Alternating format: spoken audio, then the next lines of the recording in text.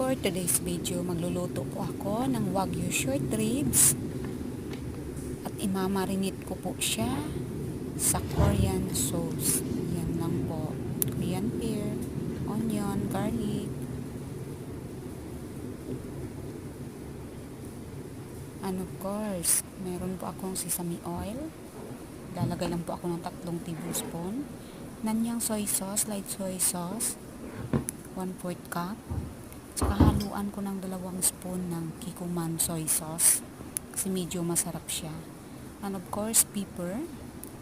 At saka lagyan ko siya ng 2 tablespoon ng sugar. Tapos yan po, i-blend lang po lahat yan. Ayan na po, bago ibabad yung karne.